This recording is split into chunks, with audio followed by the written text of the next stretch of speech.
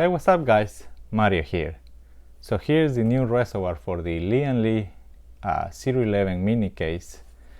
It took me a while to figure things out.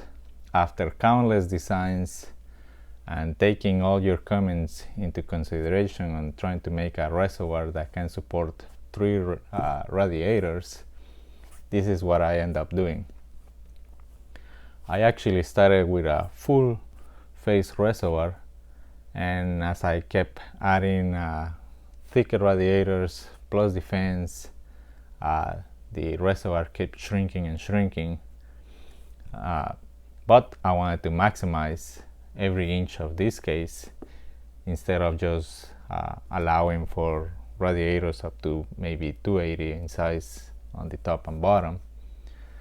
But with this reservoir, is actually able to support 360 radiators at the top and bottom, up to 40 millimeters thick, with the 25 millimeter fans on the inside. For the side, you can go 40 millimeters thick, 240 or 280, with the fence on the inside. If you put in the fence on the rear part of the case, then you could maybe put up to a 60 millimeters thick. The reservoir itself is machine finish, but as you can see, when you add water to it, it becomes a lot more see-through.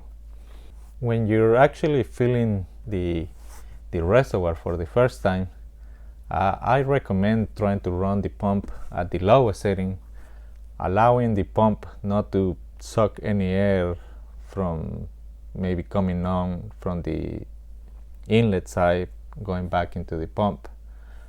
Sometimes tilting the case helps moving some of the air bubbles in the line, but once most of the air is out of the line, then you can resume with putting more speed into your pump if that's what you want, or if you have like a PWM, then it will ramp up depending on how hot your other components are.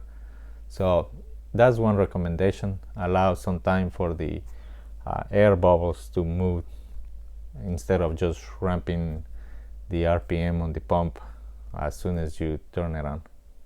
It requires a D5 pump or 655 pumps. If I get a lot of requests, I might end up making a DDC version, but as of right now, it's only available for the D5 pumps. The reservoirs will be available in white matte finish, black brushed aluminum, or silver brushed aluminum. It won't come with any type of LEDs or any grooves or channels where you can put one, but what I actually did is just put an LED strip inside the case over here, similar to this one, just to illuminate the reservoir. That's if you actually want to do that. If you planning to put the motherboard on the lowest tier, that won't change the size of the radiator thickness, because that will actually interfere with the parts of the reservoir. So like I said, you can only put 40 millimeters thick if you're going with 360 side. If you're going with like a 280 and 280, then that won't affect, let's say, the reservoir. If you're going with the ATX motherboard and you cannot put a radiator at the top, you can almost use a reservoir at the top if you don't want to use the front, or it's also available the side distro plate for this case. So if you have any questions about this reservoir, just let me know down into the comments. Maybe I didn't explain some of the things. Hopefully I should be able to continue now with my own case, the Thermaltake level 20 VT. I still need to cut some parts in order to continue with it. But this is it for this video. Thank you so much for watching, and I'll see you next time.